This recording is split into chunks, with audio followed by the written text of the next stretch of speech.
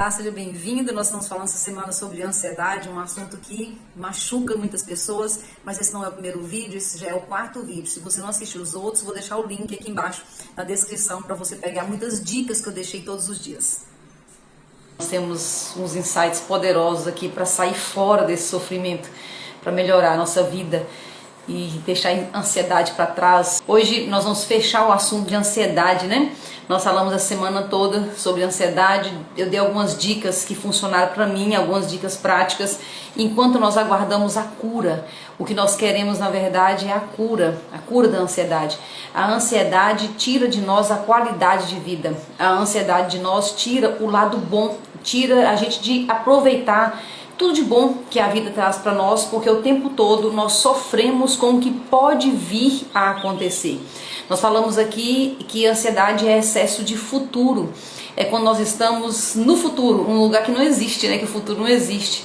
E nós demos dicas muito práticas aqui sobre como ir vencendo isso, mas também o mais importante que eu trago para vocês é como nós podemos ser curados da ansiedade. Eu fui curada, eu contei, acho que na primeira ou na segunda live, eu contei meu testemunho.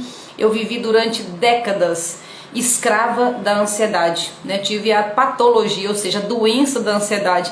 E eu contei também aqui para vocês nessas lives como que eu fiz para ficar livre da ansiedade, mas muito importante também, o que eu fiz para viver melhor enquanto a cura não chegava.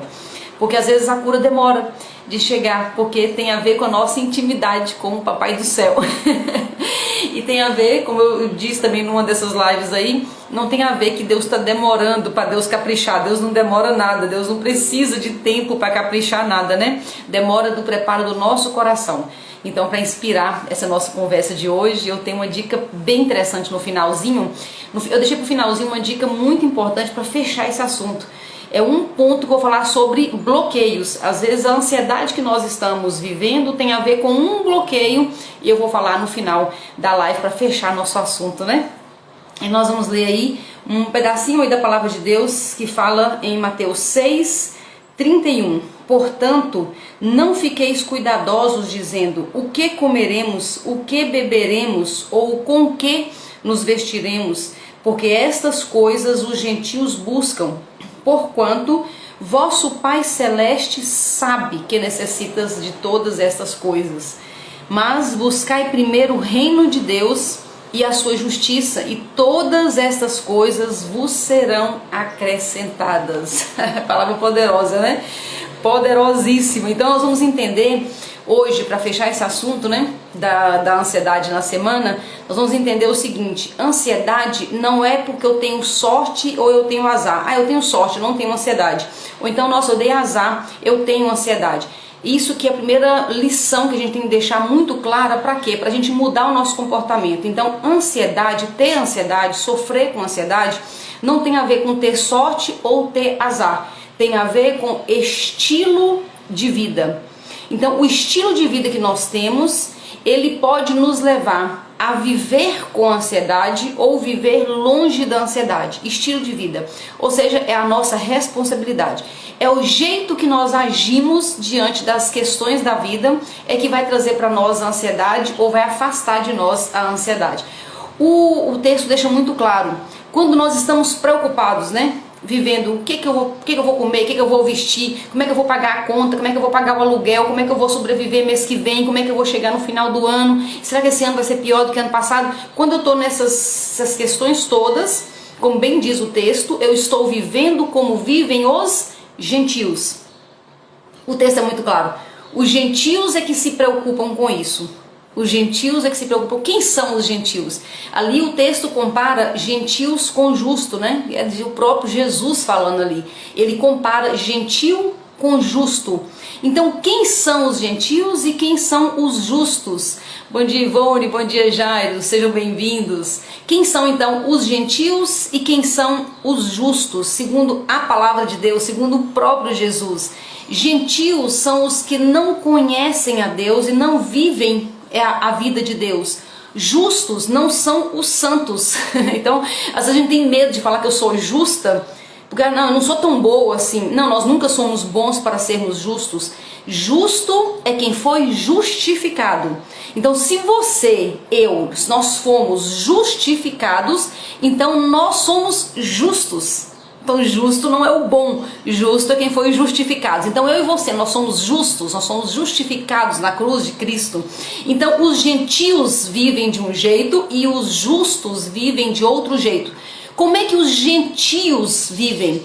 Os gentios vivem se preocupando com todas as questões. A palavra é muito clara. Os gentios é que se preocupam com isso. O que eu vou comer, o que eu vou vestir, como é que eu vou pagar as contas, como é que eu vou pagar aluguel esse mês, como é que eu vou avançar, como é que eu vou pagar a faculdade do meu filho, como é que eu vou dar conta disso, como é que eu vou como é. Os gentios vivem nesse estilo de vida.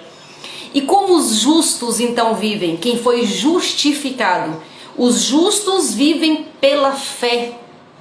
Os justos vivem pela fé. Então, se nós temos aqui duas categorias que a palavra diz, gentios de um lado, justo do outro, e o que eu sou e onde é que eu estou?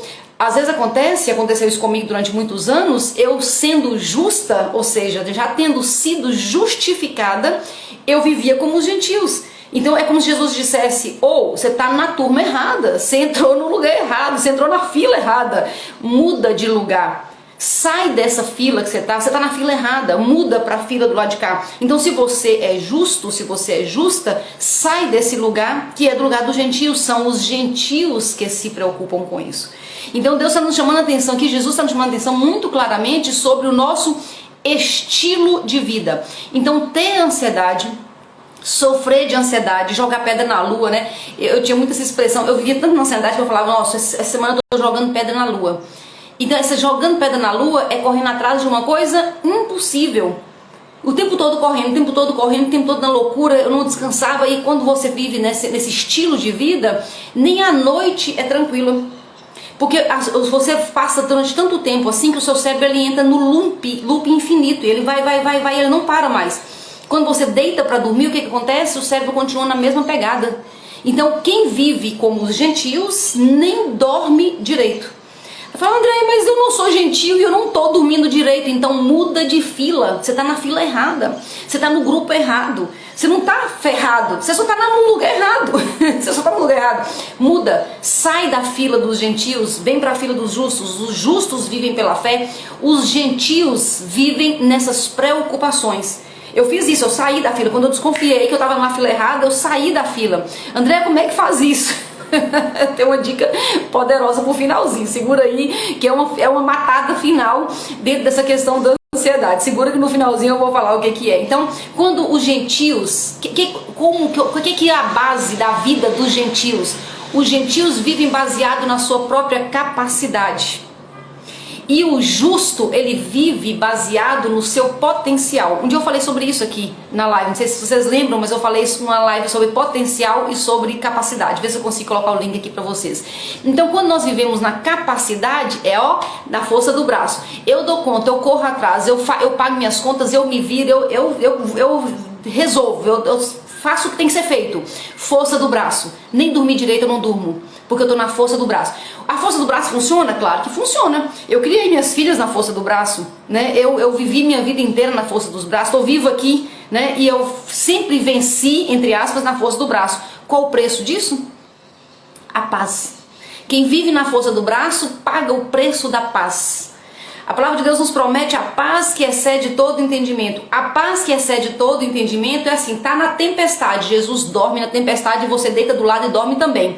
André, isso é possível? Sim, é possível para o justo que está posicionado como justo. Mas o justo que está posicionado como se nem conhecesse o Senhor, ele vive e ele paga o preço dos gentios. Se você está triste, não fique triste, já passou. Nós podemos mudar de lado agora, é uma decisão, é nesse momento. Nós somos chamados para mudar o estilo de vida e viver o que combina com a nossa fé.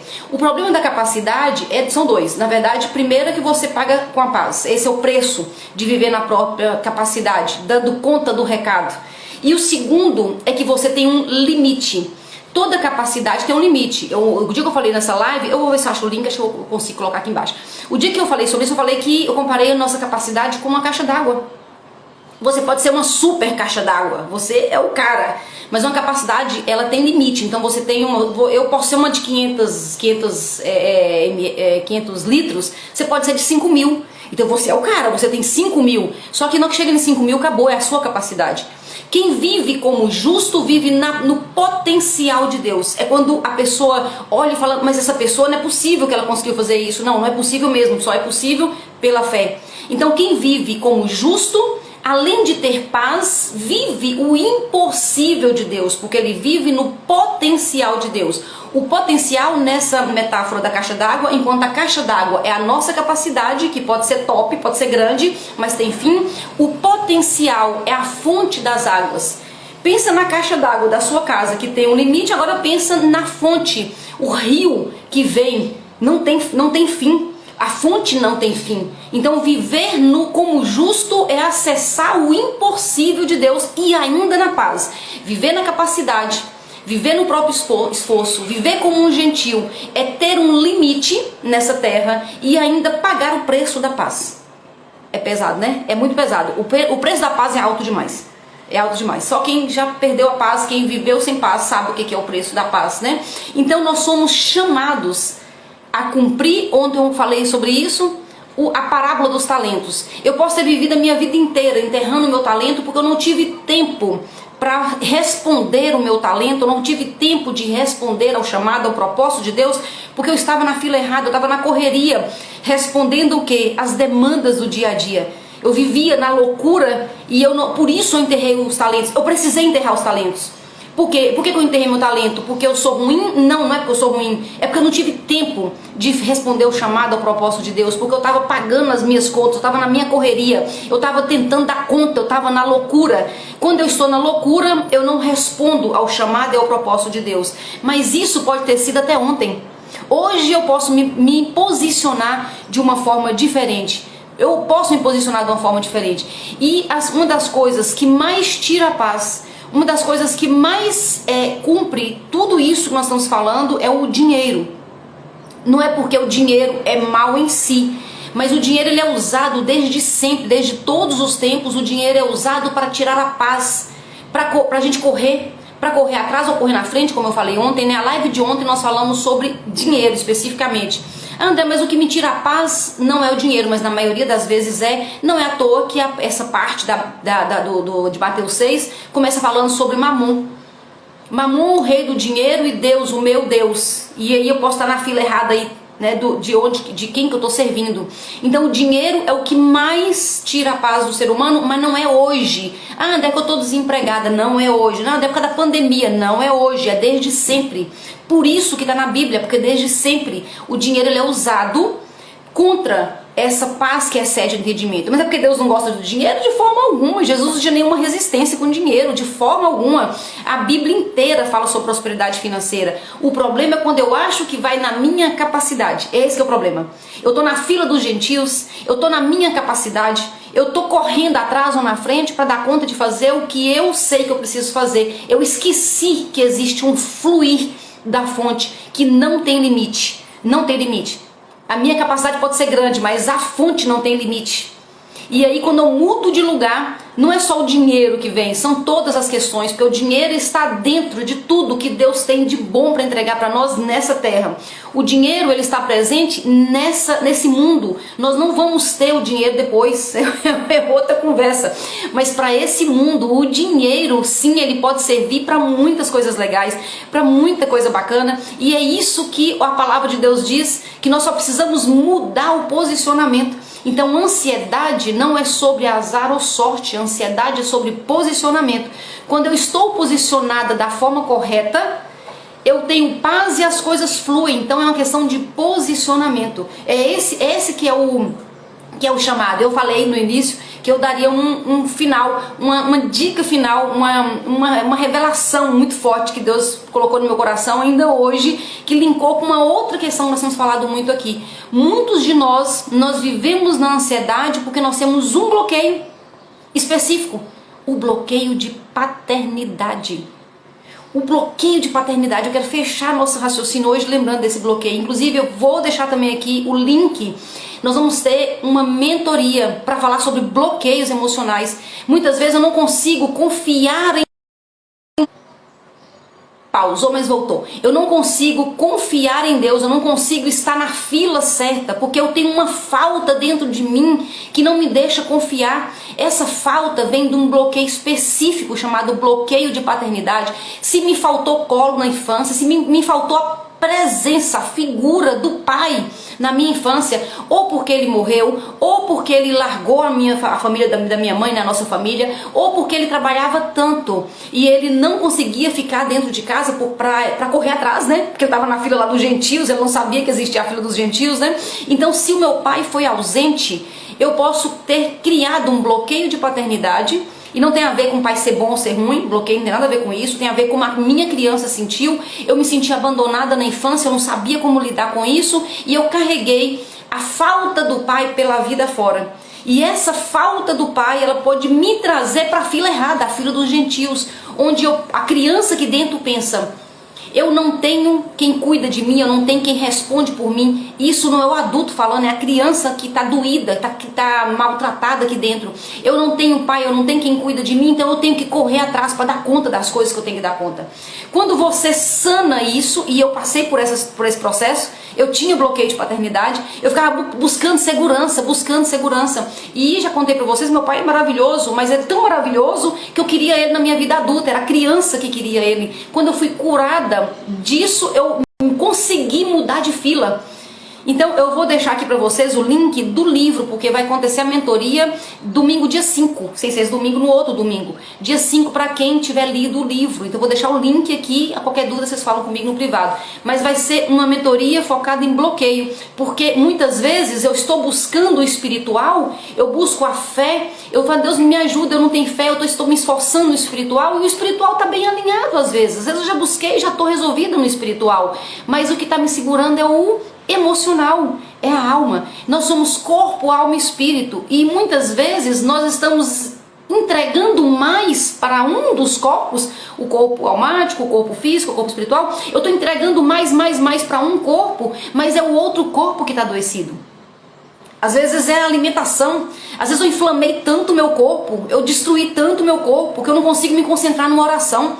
Eu vou conversar com Deus, eu durmo, não tem horário que eu consiga fechar meus olhos, que eu vou dormir, e isso vem de uma inflamação do corpo. Então às vezes é o corpo físico, então às vezes nós estamos entregando mais tempo de oração, mais na presença ali, buscando, e eu não estou alcançando. E o que está me puxando não é o espiritual que está precisando resolver, eu já estou resolvido no espiritual. Muitas vezes é isso, é a falta do pai, o emocional, o almático, né? Ou então pode ser o corpo físico. Então nós precisamos ter essa visão geral, não ter uma visão só de um lado, mas a visão geral para viver o melhor que Deus tem para nós, né? Deus tem coisas grandes para nós, Deus tem um tempo novo para nós, mas para isso é preciso alinhar esses corpos, é preciso nos curar, é preciso resolver essas questões. Então eu vou deixar algumas coisas aqui para vocês depois, para vocês pegarem o fim de semana, quem sabe, e dar uma maratonada nesse assunto, dar uma buscada nisso, e o mais rápido possível. Se você estiver na fila errada, passa para o lado certo. Nós somos justificados pelo sangue do Cordeiro, e nós não podemos aceitar uma outra posição. Deus abençoe sua vida, obrigada pela sua companhia, e até segunda-feira no Thanks God Every Day.